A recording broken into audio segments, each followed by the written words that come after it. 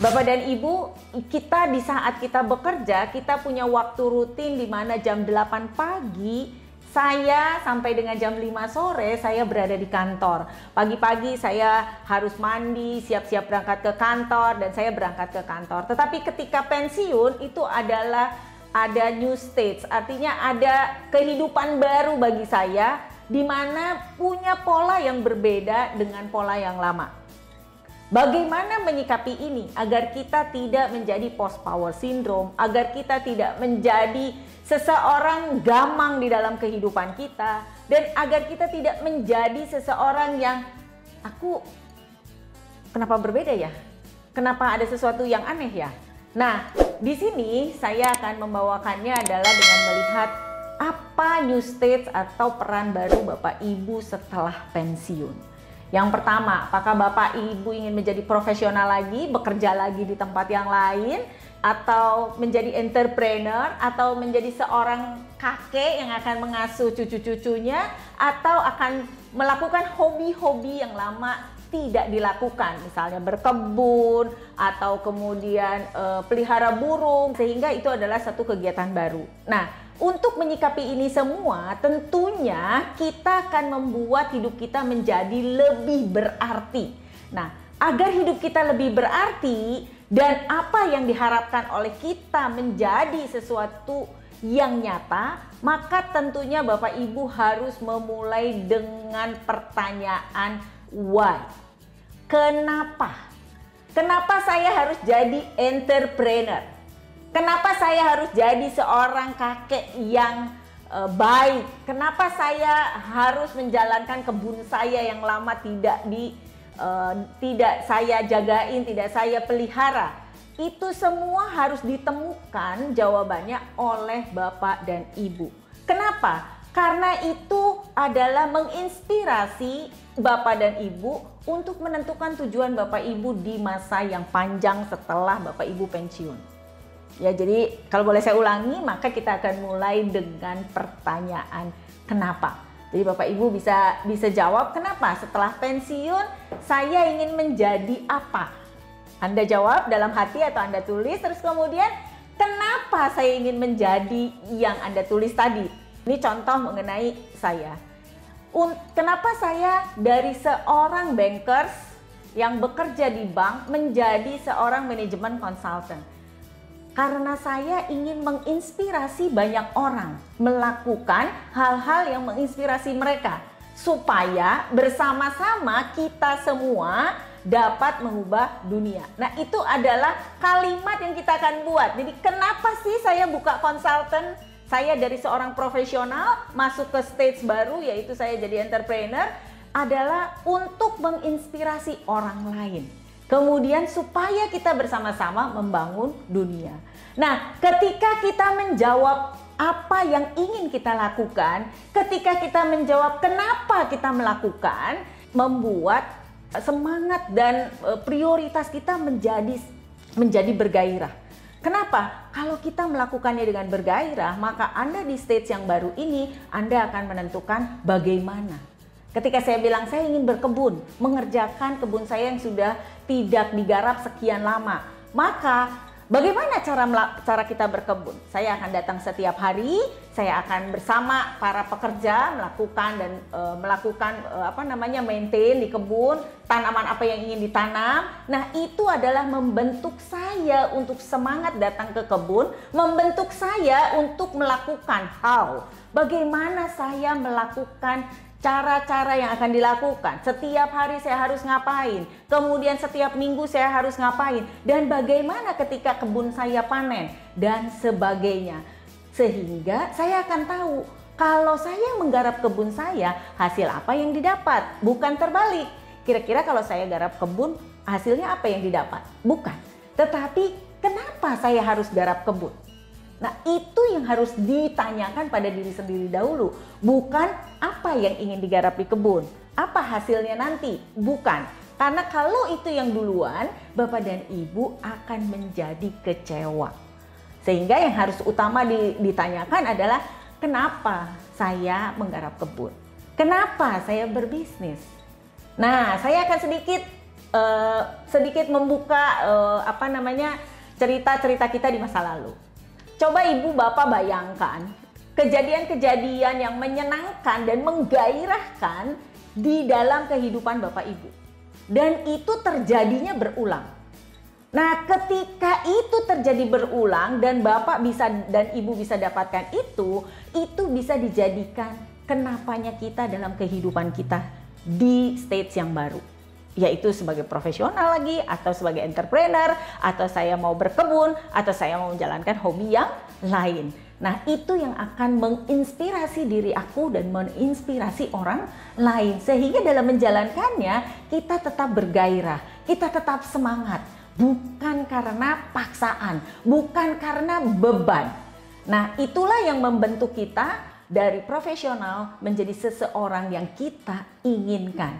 Yaitu kita harus tahu dulu apa why-nya kita, kenapa kita melakukan ini, baru kita nanti setelah itu kita lihat step-step yang harus dilakukan, hasil akan datang sendiri. Nah, itu Bapak Ibu, merubah perilaku ini gak mudah. Maka tadi saya bilang bahwa perkenalan saya kan adalah seperti ini. Dahulu waktu saya jadi pekerja, saya tidak pernah melakukan ini semua. Karena apa? Saya nggak punya waktu. Menurut saya waktu itu, karena saya bekerja, saya punya target dan punya concern tertentu yang membuat saya tidak melakukan ini, karena ini adalah sesuatu yang tidak dilakukan di dalam pekerjaan saya. Demikian juga ketika saya bekerja, tidak akan pernah saya melakukan video-video atau memberi inspirasi pada orang lain. Kalaupun saya memberi inspirasi adalah kepada tim saya atau kepada organisasi saya, tapi tidak kepada orang banyak. Maka apa yang membuat saya merubah saya dari seorang pekerja menjadi seorang entrepreneur?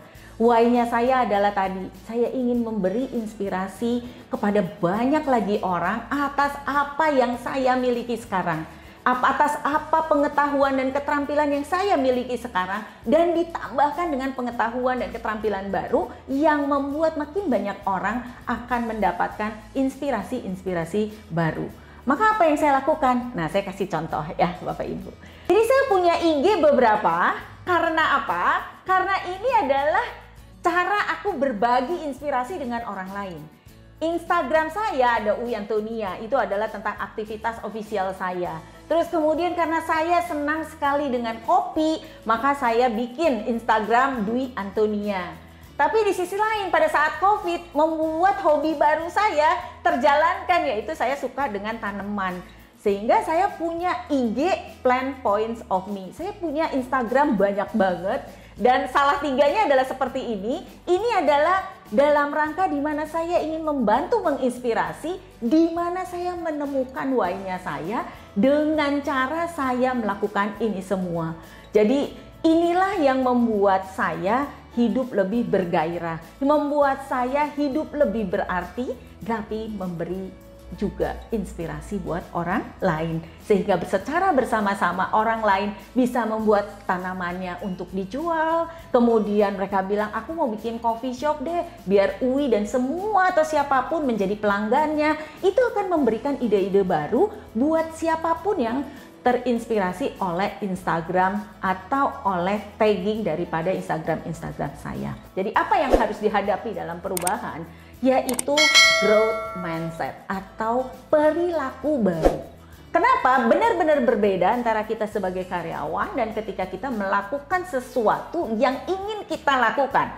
Tadi, entah itu Anda jadi pengusaha, entah itu Anda melakukan hobi, entah ternyata hobi menjadi menghasilkan, tetapi semua itu adalah perilaku baru. Perilaku baru yang kalau kita tidak hadapi, maka membuat kita menjadi frustasi, membuat kita mudah marah, membuat kita mudah tersinggung. Maka kenapa di masa tua banyak sekali para orang tua mudah sekali sakit, bukan karena lingkungan atau keluarga mereka, namun karena banyak hal yang terjadi, perubahan di dalam pikiran dan kegiatan mereka yang tidak dapat dilakukan secara berubah. Artinya bahwa bekerja berbeda dan ketika dalam dunia yang baru sekarang juga berbeda dan tidak bisa diadaptasi oleh kita.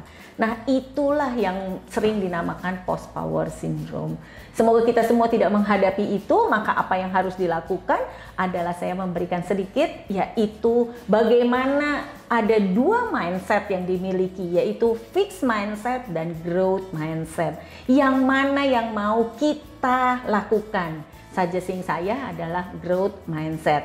Kenapa? Kalau di fixed mindset, saya akan bilang kemampuan saya udah cuma segini-gininya, mana bisa saya melakukan. Jadi segala sesuatu bersifat statis. Jadi artinya kalau saya sukses itu karena bakat saya, maka saya jadi the best. Tetapi kalau growth mindset, ada usaha dan upaya dari semua atau setiap orang dari kita untuk mengembangkan potensinya kita. Nah, itu ada di video saya My Journey. Jadi itu adalah journey-nya My, itu adalah kita semua. Sehingga perjalanan kita sampai nanti kita tutup usia, apa yang kita harus lakukan, yaitu adalah growth mindset.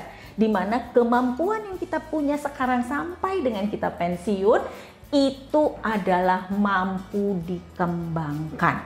Mampu dikembangkan. Yuk kita lihat, karena waktu saya tidak banyak maka saya akan lanjut. Maka fixed mindset, dia itu selalu menghindari tantangan. Kemudian dia mudah menyerah. Melihat usaha itu nggak penting juga, ngapain usaha saya udah sia-sia, akan gagal juga kok gitu. Terus kemudian kalau kita dikritik, larinya adalah ke personal, saya akan sakit hati, saya nggak terima. Kemudian sukses orang lain jadi ancaman. Wow, tetangga saya lebih sukses dari saya, padahal dia hanya lulusan misalnya, tidak lebih tinggi dari saya. Nah, itu akan membuat kita luka, sakit hati, depresi. Nah, apakah itu yang akan kita pilih? Tentunya tidak. Bapak dan Ibu yang ada di sini tidak akan memilih fixed mindset. Grow mindset, selalu setiap kali ada tantangan, saya pensiun, apa yang harus saya lakukan? That's tantangan, maka itu kita akan menerimanya. Kemudian kita akan punya mental yang tidak pernah mudah menyerah. Kenapa? Karena di dalam dunia yang baru, dunia tersebut adalah semua kita yang mengatur.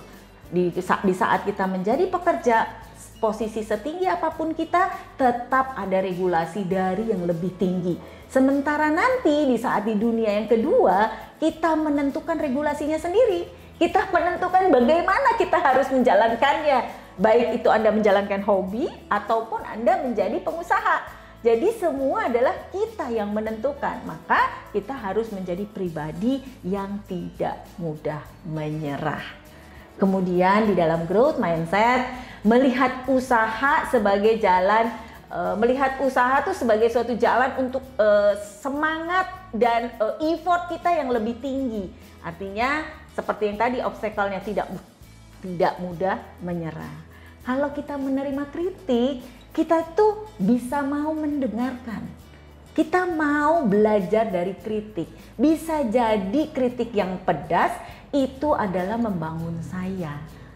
Atau membuat regulasi-regulasi baru dalam hidup saya, sesuatu yang baru gitu. Jadi sesuatu itu indah kalau kita mau mempunyai growth mindset.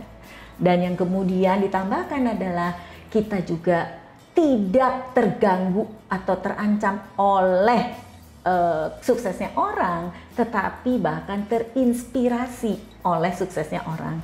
Maka kenapa tadi saya punya IG banyak, Instagram banyak adalah untuk menginspirasi, sehingga ada orang, beberapa teman saya, aku mau buka hobi saya masak, aku mau buka makanan online, sehingga kita akan sampaikan di grup dan teman-teman sendiri akan membeli. Itu terinspirasi dari taggingan Antonia katanya. Aku bilang, that's it, terima kasih bahwa dengan melihat Instagram saya memberikan inspirasi kepada orang lain. Nah, inilah growth mindset. Nah, growth mindset ini memang nggak mudah, ya, memang nggak mudah dilakukan. Maka yang harus dilakukan adalah kita harus mulai mengetahui dan mengenal pengetahuan apa yang kita miliki atas keputusan kita dalam memilih. Contoh soal, saya memilih jadi pebisnis atau entrepreneur. Entrepreneur apa? Misalnya, kalau nanti dari tempatnya Pak Ferry itu saya mau jualan tahu gitu ya. Jadi saya mau menjadi pengusaha tahu. Bagaimana pengetahuan saya tentang pembuatan tahu, tentang kedelai yang baik, proses menjadi tahu, dan itu bagaimana menjualnya. Nah, itu adalah pengetahuan. Sehingga pengetahuan ini harus kita kumpulkan, harus kita tambahkan, sehingga apa yang kita udah pernah lakukan, misalnya karena kita bikin di rumah, kita hanya untuk konsumsi rumah tangga, maka saya mulai membuat konsumsi yang lebih banyak untuk dijual, ya kan? Toh sekarang lebih mudah dengan online. Kita nggak harus dulu punya toko, kita cukup di dapur, tapi kita udah bisa berbagi. Nah, itu contohnya. Nah, kemudian setelah kita punya pengetahuannya, kita punya keterampilannya. Keterampilannya ini adalah ya tadi latihan. Saya udah bikin nih tahu atau perkedel atau masakan di dalam rumah, tapi hanya 1-2 porsi. Dan rasanya itu mau asin mau manis, pasti keluarga akan makan. Nah, sekarang kita akan kembangkan itu, kita tester. Nah, itu adalah keterampilan. Jadi mungkin bisa dikurangi garamnya, ditambah garamnya, diulangi terus, sukses gagal, akhirnya kita menjadi diminati oleh orang lain tahunya kita. Nah, kemudian tentunya ditambahkan dengan growth mindset, yaitu perilaku kita yang tidak mudah menyerah, perilaku kita yang terima kritikan, perilaku kita yang rendah hati, terus kemudian kita terus berusaha dan pantang menyerah, terinspirasi dari sukses orang, bukannya kita malah menjadi ancaman kenapa dia menjadi sukses dan saya belum gitu ya. Nah, inilah yang akan membuat hidup kita menjadi tenang dan berarti untuk diri sendiri dan untuk lingkungan. Itulah Bapak Ibu, terima kasih, semoga bermanfaat.